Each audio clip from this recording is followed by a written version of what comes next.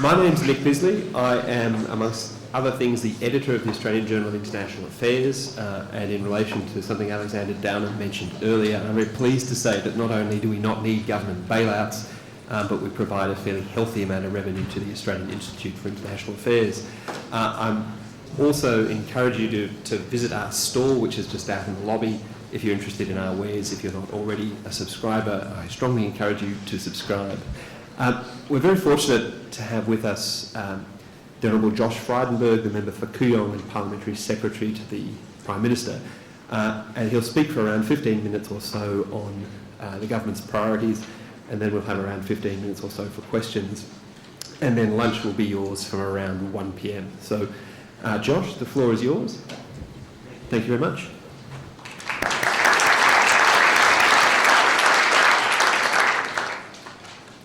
Well, thank you very much, Nick. It's a great pleasure to be here, and what an incredible audience. As a politician, I don't always get to speak to such a large audience. We recently had the British High Commissioner come to speak to us in Canberra and to the party room, and the High Commissioner got up and he said, "Look, I once gave a speech to an audience of just one person." And he said he gave the speech, and the man in the audience, he laughed and he cried, he clapped and he cheered. And after the speech, the High Commissioner went down to see him and said, "Look, thank you, sir, for sitting through my speech, but unfortunately I have to leave now." To which the man said, "High Commissioner, please don't do that." And the High Commissioner said, "Well, why?" And the man said, "Because I'm the next speaker."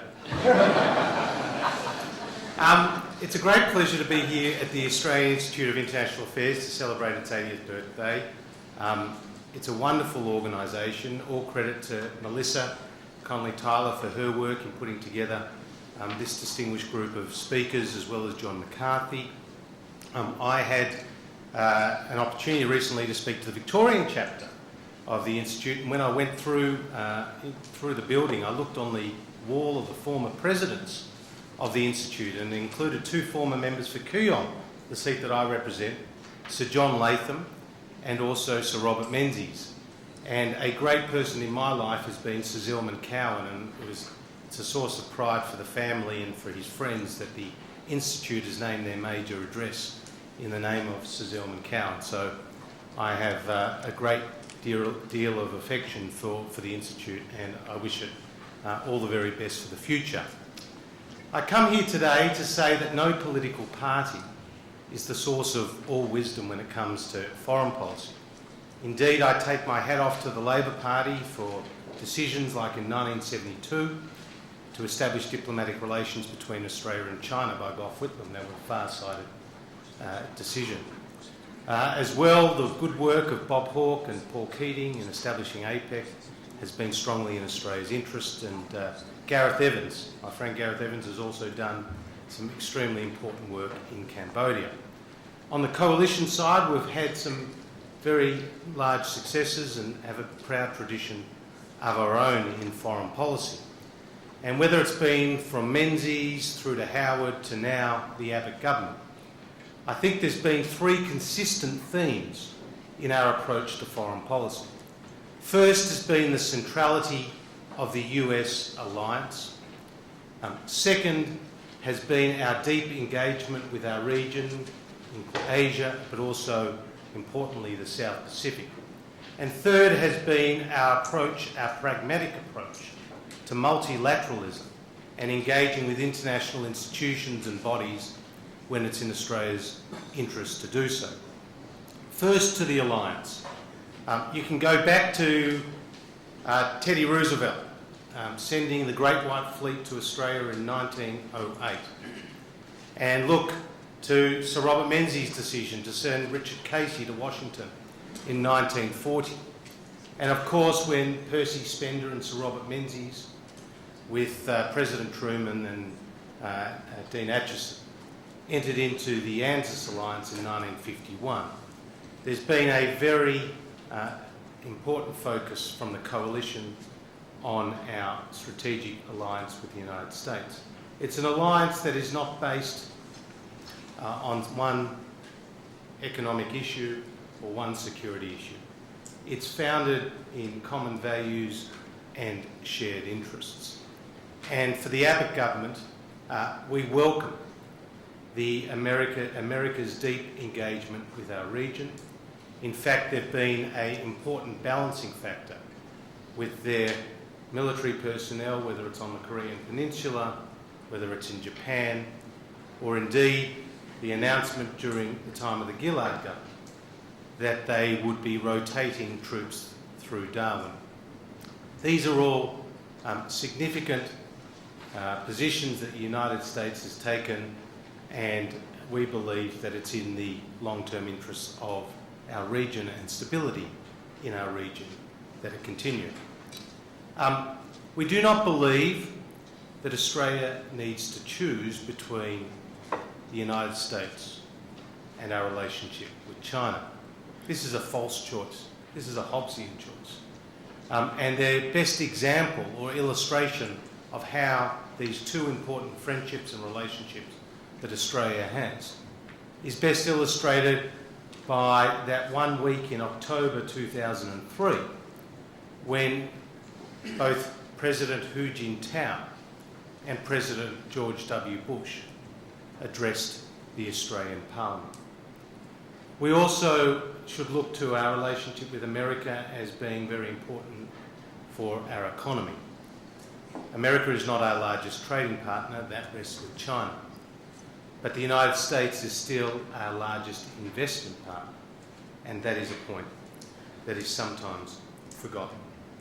So I wanted to put there first and foremost that one of the consistent themes of coalition foreign policy, which will continue under the Abbott government, is the centrality of our relationship with the United States, straddling across both the strategic and security, people-to-people links, but also investment and the economy.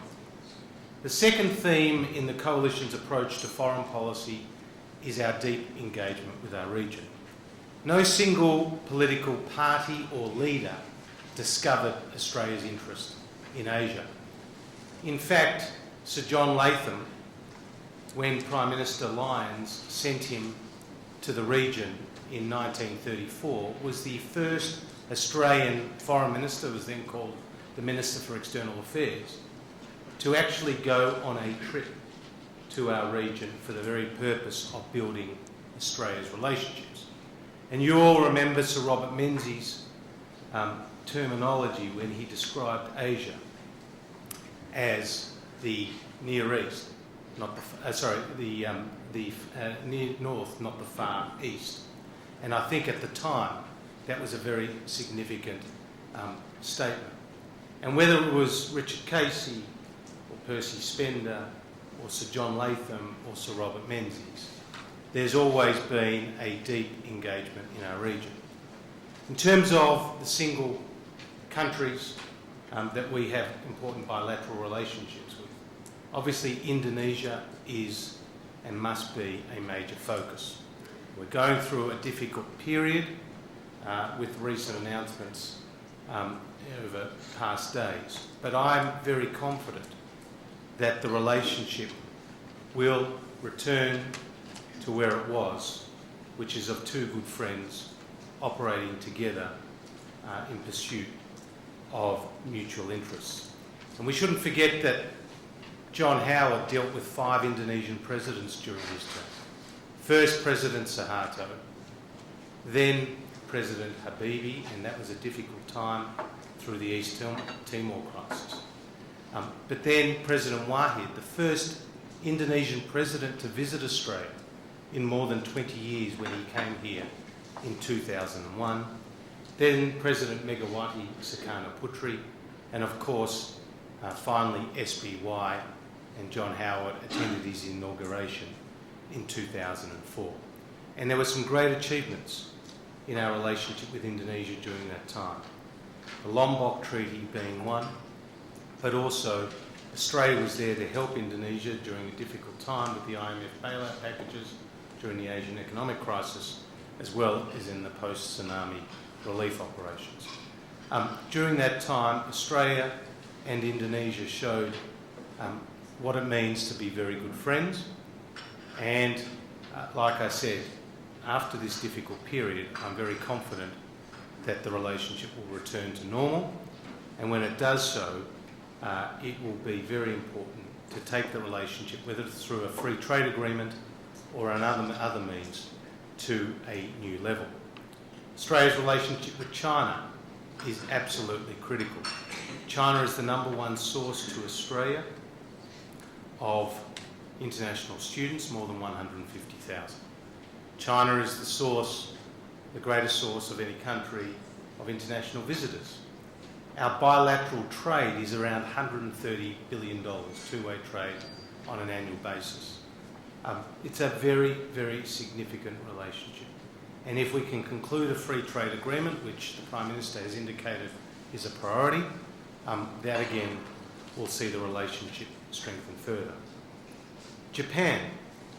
Japan has historically been a great friend of Australia, and if you trace it back to the agreement in 1957, the Economic and Commerce Agreement that Prime Minister Menzies entered into with Prime Minister Kishi of Japan, that laid the framework and the foundation for Japan to be Australia's #1 trading partner for more than 4 decades.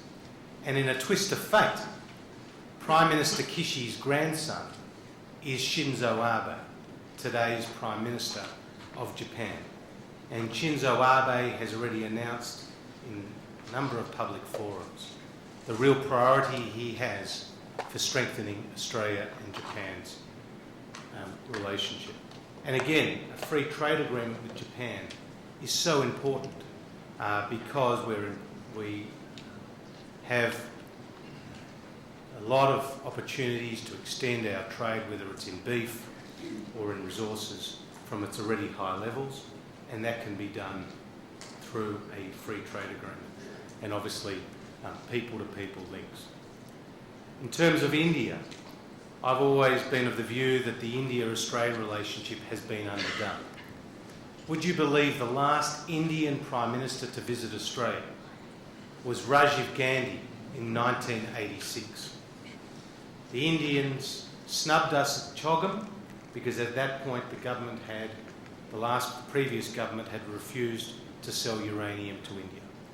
Well, we welcome the backflip on that issue because that announcement had been made under the Howard government, and selling uranium for the purposes of a civilian nuclear industry is an important way for India to go forward. Again, a free trade agreement with India will be a priority for our government. In terms of other relationships, Korea is also a priority relationship, and a free trade agreement is something that we can pursue with Korea. Last week I visited Thailand.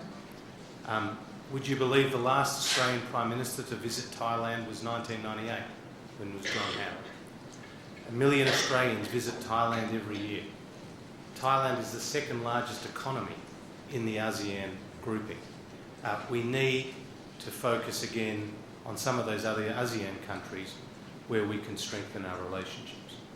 One of the ways we want to build Australia's engagement with the region is with a new Colombo Plan. Back in the 50s, Percy Spender was responsible for putting in place a program that led to more than 40,000 young people from the region coming to study in Australia. The current Vice President of Indonesia was a student under that plan. Those people have gone back to their own countries to be senior bureaucrats, senior politicians, senior business figures, with a much better understanding of Australia. The Coalition has committed $100 million to ensure that thousands of our people can go and study in the region. And so that will be a real focus for us. In terms of our South Pacific friends, Papua New Guinea, a country of 7 million people, is absolutely key to Australia at a number of levels. Their economy is developing fast, and Australia wants to be alongside Papua New Guinea to assist them in that transition. Fiji has elections scheduled for late next year, and obviously that is a relationship which Julie Bishop, both as the shadow foreign minister and now as the foreign minister, has said needs to be put back in its rightful place. And we do not want a situation where Australia, and this has been the case, has been persona non grata in Fiji. In terms of the third thing, after the United States, after Asia and the South Pacific, the third thing and the third priority for the Abbott government, is around pragmatic but engaged multilateralism.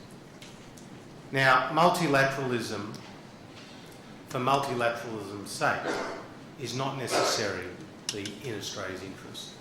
But we have been a great beneficiary of Australia's participation in groups like APEC, the East Asian Summit, the ASEAN Regional Forum. And these are important bodies where Australia can come together to share ideas in face-to-face dialogue between senior leaders and the Prime Minister at Prime Ministerial level. In terms of the United Nations Security Council, Australia has this important responsibility as being a non-permanent member for 2 years as a result of our recent election. Our priorities at the UN Security Council are about promoting agendas around counter-terrorism and non-proliferation. And you may be aware that Australia is chair of the Sanctions Committee, which will deal with the sanctions that are applied to Al-Qaeda, Taliban, and indeed Iran in light of its nuclear program. The other area where multilateralism will be important to Australia is our upcoming hosting of the G20 meeting next year. The G20, representing some 85% of the world's GDP, will be the largest conference that Australia has held of its kind, with world leaders, prime ministers and presidents, but also leaders of major international organisations and bodies. The focus for the Abbott government at the G20 will be on growth, trying to ensure that there is a rules-based system around trade and infrastructure and indeed taxation. And so we are working through that agenda, and we take over the presidency officially on, I think it's the 1st of December this year, and it will be a major meeting held in Brisbane where the Abbott government will be able to pursue its plans for growth in the region. So can I conclude by saying that the Coalition has had a very proud tradition in foreign policy. There were some significant successes in the time of the Howard government due to the hard work of particularly John Howard and his Foreign Minister Alexander Downer. Tony Abbott and Julie Bishop were very senior members of that Howard government. And I believe you will see in the coming months and years a continuation of a lot of the policies which John Howard promoted and Alexander Downer promoted.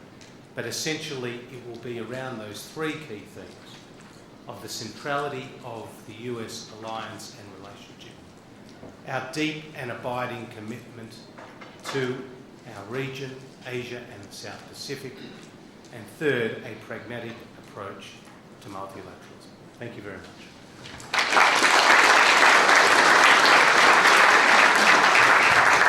Thank you, Josh. As advertised, we have around 15 minutes or so for questions. So if you could indicate clearly, and when I call you, could you stand up and tell us your name and institutional affiliation, and keep your questions A, questions, and B, short. Thank you. First one at the front here. Thank you very much. My name is Kone Kampulo, and I'm the High Commissioner of South Africa on multilateralism. Australia has just taken over from India, chairing the Indian Ocean Ring. Sure. And you are now Indonesia is a deputy.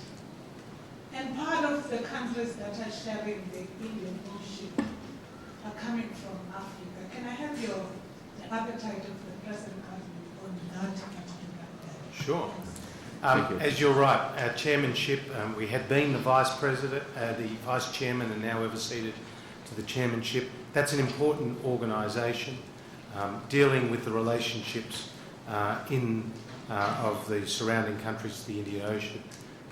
We want to see freedom of passage through those sea areas, but the priority really is to ensure that there is good consultation among those countries when there is anything that may upset one or another country in that particular region. So yes, being chairman of the Indian Ocean Pacific Rim organisation is important, and it's one we will work closely with our neighbours to ensure there's freedom of navigation in those areas. Thank you. Second question at the front here.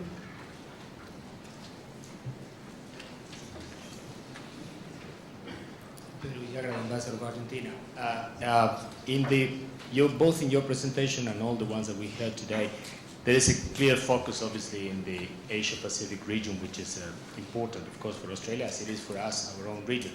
But there hasn't been practically any mention at all about the other regions, Latin America, Africa, Europe, Middle East.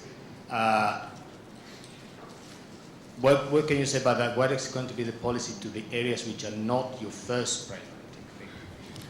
Well, they're absolutely priorities, but our first priority has been in our immediate region. We also have specific responsibilities. If you think about our aid program too, this is where we've tended to focus. But we are a global player, and particularly during our time on the UN Security Council as we chair the G20, major South American countries like Argentina, but also in Brazil. What is happening in the Middle East has always been of direct interest to Australia, and we do not want to see a worsening of the situation, for example, in Syria, or we do not want to see Iran under any conditions get a weaponised nuclear program. So we have global interests, plus with Europe, we've obviously strong historical ties, but also very strong trade ties and very strong people-to-people links. So through multilateral fora, but also in strong bilateral relationships. I remember once upon a time I worked for Alexander Downer, and we went to South America, and we went a number of times to South America, and we worked with the South Americans, obviously on things like the Cairns group and the trading group, but also in terms of the environmental agenda as well as in the multilateral agenda. So I think just because we talk often about the rise of China and India, Indonesia, and our responsibilities in the South Pacific, that is not mutually exclusive from our broader participation in the global relationships with Europe, South America and the Middle East. Thanks. And we've got at the back, the far left, 5 rows back. Thank you. Thanks. Robin Fitzsimons, Institute member, formerly involved in some ways in university governance. Question in relation to the reverse Colombo Plan. I have a concern that it could be, at least as presented publicly, at the relative expense of sending students, postgraduate students in particular, but also undergraduate students, to the United States and Europe. The reality is that the overwhelming majority of scientific innovation, particularly medical innovation, is coming from the Western world and the States, creating intellectual property, of course, in those places. It might well be argued that to discourage a student from going to the States or to make it less appealing would not necessarily be doing them a service. So my question is, can the reverse Colombo Plan in some way be tweaked to involve, for instance, the United States and to involve a general encouragement for students going elsewhere abroad, particularly in the context of our special relationship with the United States? Well, as somebody who has studied both in the United States and in Europe, I obviously understand the importance of those institutions. But the purpose of the reverse Colombo Plan or new Colombo Plan is to meet what we consider to be a big gap in the current system. You see, there are more than 14,000 Indonesian students studying in Australia, but there's only a couple of hundred Australian students studying in Indonesia. The same can be said for Thai students or Chinese students. And we believe the way to overcome that problem is to dedicate government funding as well as the government resources to try to identify opportunities and to leverage off the private sector, to get partners in the private sector, to identify opportunities for young people and to encourage young people to study in the region. So I do not believe that this will be at all at the expense of opportunities for people to study in Europe and the United States. If you look at those, for example, two destinations, there are many well-known scholarships, whether it's the Sir John Monash or the Commonwealth or the Rhodes or the Fulbright or the Menzies scholarships. But there hasn't been that replicated in our own region. And we believe that needs to be corrected, and this has been a pet project of Julie Bishop's.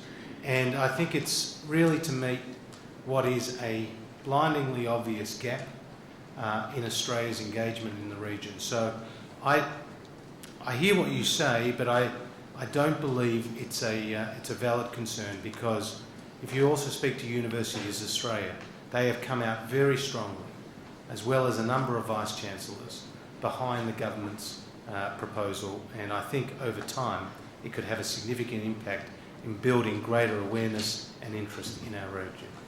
I'm glad it's no longer called the reverse Colombo, though, because that sounds dangerously like a bad diving manoeuvre. So the next question is the third row back, about 4 seats in, just there if the mic can go there. Thank you. Thank you very much. My name is Erica Feller. I'm recently appointed a Fellow of the Institute, and I am formerly the Assistant High Commissioner for Refugees of UNHCR. I have a very simple question, and I'll keep it brief. My question is, to what extent does a pragmatic approach to multilateralism embrace greater promotion for respect for human rights globally, greater engagement on the part of Australia in efforts to promote peace and security for people around the world? Well, it's absolutely critical for Australia to do its part to promote human rights in the region. We did that during the time of the Howard government with a number of human rights dialogues with particular countries. If you look at our involvement, for example, in East Timor, or the work that Alexander Downer did in Bougainville, that has been absolutely critical in lifting the standard and the quality of the human rights enjoyed by people in our immediate region. If you look at our aid program, again, during the term of the Howard government, there was a great focus on governance and building capacity and training among our partners with the aid program, so that there would be a greater emphasis on human rights.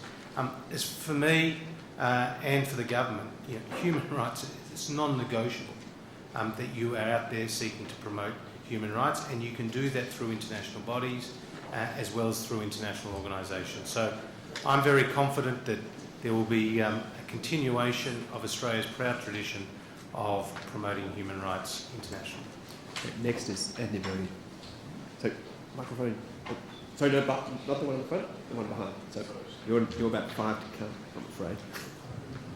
Anthony Bergen. Anthony Bergen from the Australian Strategic Policy Institute, Josh. This morning, Bob Carr made some very strident criticisms of your government for diverting away from what he saw as an even-handed approach to the Israel-Palestine issue, and referred to a vote last week where Australia abstained on an issue relating to settlements. and I'd like to ask whether you wish to make any response to that sort of criticism. Well, we've been very consistent in opposition, and now we will be in government, that Israel is a long-term friend of Australia, and it's based on the fact that we are both democracies, and it's also a historical connection. And during the time of the Howard government, Australia was a steadfast friend of Israel. We don't believe that this comes at the expense of our other relationships. But we were also very critical of Bob Carr's efforts when he was Foreign Minister to change Australia's voting pattern at the United Nations. So I would reject his criticism of that, of our position, and would say that both Prime Minister Abbott and Foreign Minister Bishop, when in opposition, made very clear that our friendship with Israel and our voting positions would revert to where they were during the time of the Howard government. All right, the next question was 2 rows back and about 4 seats in over there. Chris Hayman, World Citizens Association. We're concerned to see stronger multilateral institutions, so I'm very glad to hear you emphasise multilateralism. I guess I've got a double-barrelled question flowing from that.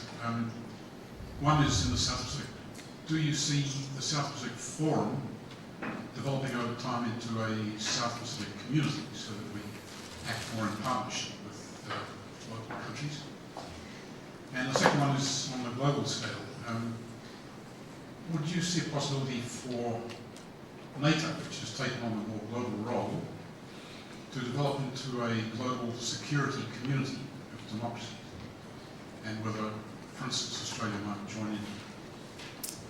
Well, in terms of the South Pacific Forum, we think it's a useful, important body, and we've played a very active role there supporting the Secretariat and otherwise. In terms of elevating it to a community, well, you would need to get all the states to support that, and as I referred to in my speech, there's been great difficulty with Fiji, for example, and the South Pacific, and obviously the transition to elections in September of next year will be an important stepping stone. But we would welcome closer engagement and Australia's participation in the South Pacific, among the South Pacific nations. On NATO, look, I wouldn't go to give advice to the NATO countries. Australia is not part of that. I think this notion of collective security might have been a very Wilsonian notion, but it hasn't turned out in subsequent practice to come to much. And you've seen some major disagreements among NATO countries, over some of the recent developments in the Middle East area. But the point is, it tends to be the same NATO countries that have done a lot of the heavy lifting, and to spread the load among those NATO countries. If you look at what happened in Libya and elsewhere, I think would be important. But the NATO supportive commitment to ISAF and Australia's participation in those multilateral commitments has been important. So we will continue to work with NATO in the security field. Thank you. And next question, second from the front. My name is Isa Al-Mutadi. I'm the head of the Palestinian delegation to Australia. Following also the questions about the abstention of Australia, two important resolutions that were coincide. One is the applicability of Geneva Convention on the Occupied Palestinian Territories. This, for me, reflected the position of Australia that does not recognize Palestine as occupied, this disputed territories. So this is an important thing for us. And the second is about abstention of the resolution related to the settlements as illegal. And I wonder, based on a lot of sort of public opinions for three credible ones from Morgan Research for the last 7 years, more than 70% of the Australian public are really against construction of settlements in the occupied Palestinian territories, and also supporting the establishment of a Palestinian state. So I wonder if this government will really work against the will of the public in which they support the two-state solution and the even-handedness of the Australian government towards this important issue. So I think this is crucial. Even John Kelly a week ago he said that the settlements are illegitimate, illegal, and still Australia wants to apply the policies of Howard's government after 7 years of development in the Middle East and after the intensive campaign of opening settlement in Palestine. I don't know why this government adopted sub-zero game in which if we want to be friend of Israel, we should not be friend of Palestinian people. I think these are not contradictory at all. You can be a close friend of Israel, but at the same time, you can friend also of Palestine. Well, I will not disagree with that last statement at all. They're your words to say that it's mutually exclusive. It's not. In fact, Australia, and I've visited the West Bank when I went there with a delegation that included other Australian politicians, as well as visiting Israel, and I think that's important. And we've been, through our aid program, in successive governments, a supporter of important projects in the Palestinian territories. So I do not believe that the relationships are mutually exclusive. I do believe, though, that whether it's our position on the Israel-Palestinian issue or on other issues, that there is good public support for our position, so I would also take issue with that. The point about the Israel-Palestinian issue, which has been a long-running sore for the international community, is a two-state negotiated solution is the best outcome. And as you remember, there was a great debate and dispute within the government at the time between Julia Gillard and Bob Carr as to how they should vote on that decision about granting state status.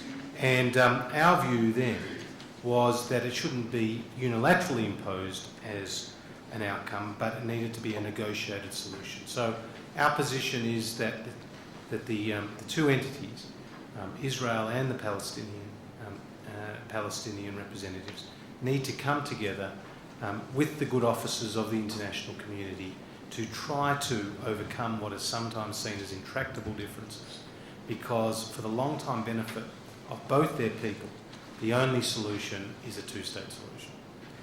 I'm mindful that we are between you all and lunch, but we'll have time, I think, for one more question, because you don't always get someone from government have to squirm slightly before the question. So the gentleman at the front has been very patient, and then we're done.